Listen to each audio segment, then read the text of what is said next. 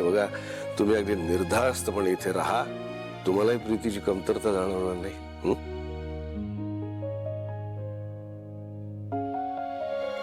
आई नको म्हण, आई नको म्हण, आई नको म्हण. अजून काही इथे दिवस राहिलो तर विराज सर माझं काय करतील काही सांगता येत नाही. हो काकू, काकू प्लीज थांबा ना. तुम्ही जर थांबलात ना तर आम्हा सगळ्यांनाच ते आवडेल. मी तुमच्या सगळ्यांच्या भावना समजू शकते, पण नाही राहता येणार मला. हवं तर ज्योती थांबेल ना इथे.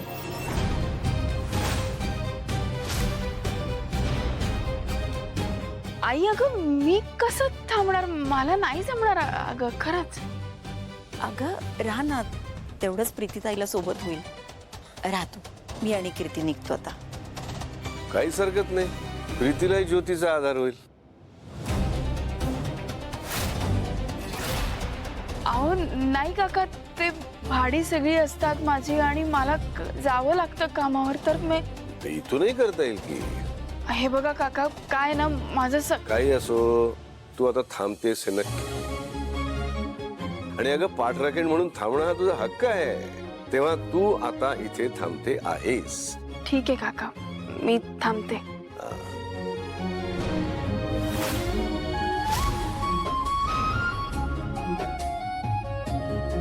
सुखी राहा.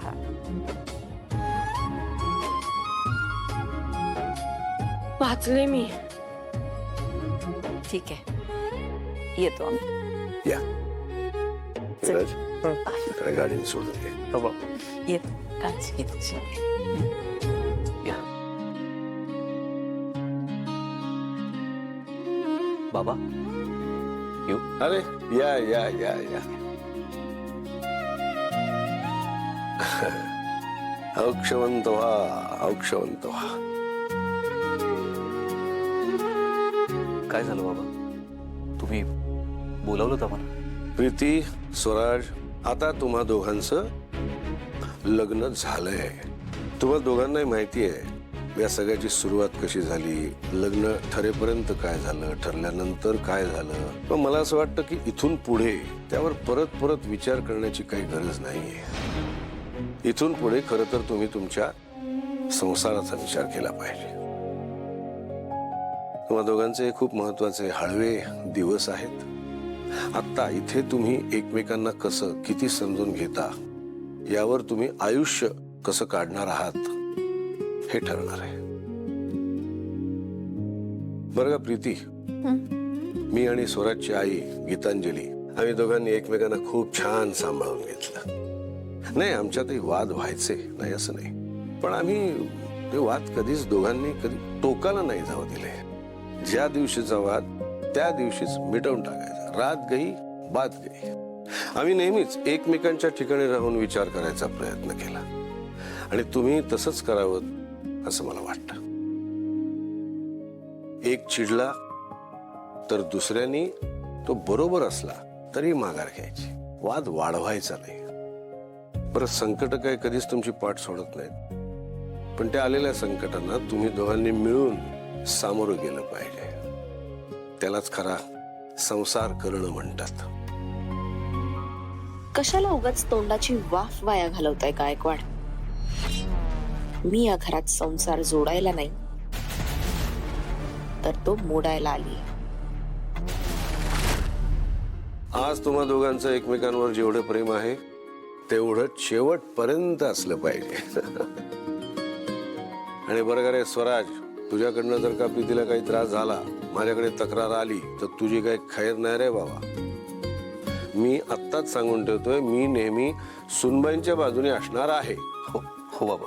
नाही, तसं स्वराज तुला कधीच त्रास देणार नाही.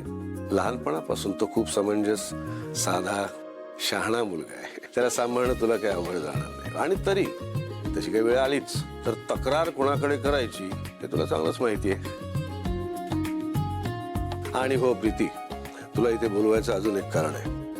मला तुझ्यावर एक जबाबदारी टाकायची आहे. बाप रे, हे आणि काय नवीन सांगतायत? प्रीती, तुला या घराच्या सुखाची, प्रत्येकाच्या चेहऱ्यावर आनंद टिकवून ठेवण्याची जबाबदारी घ्यावीच लागेल.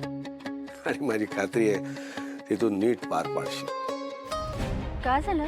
नाही म्हणजे इतकी चांगली प्रथा करतोय आपण, ती चुकीच्या पद्धतीने होऊ नये म्हणून बोलते. हा का काही राहिलंय का? नाही, राहिलं असं काही नाही, पण सुनमुख मुलाची आई बघते ना.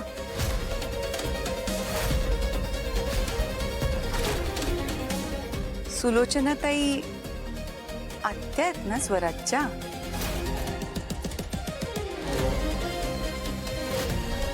नाही म्हणजे काही चुकीचं व्हायला नको म्हणून बोलले आम्ही. नाही सुभद्रा, ते परंपरा म्हणून तुमचा मुद्दा अगदी बरोबर आहे, पण इथे गोष्ट थोडी वेगळी आहे. या मुलांची आई गीतांजली गेल्यानंतर सुलोचनांनीच त्यांचा सांभाळ केलाय, त्यांना वाढवलंय. कधी आईची उणीव भासू दिली नाही.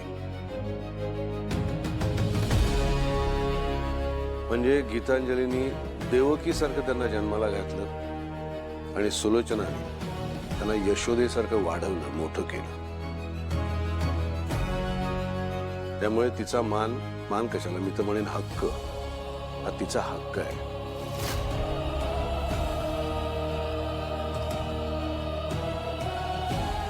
आणि तो बदलता नाही येणार. तुम्ही समजून घ्याल अशी अपेक्षा आहे.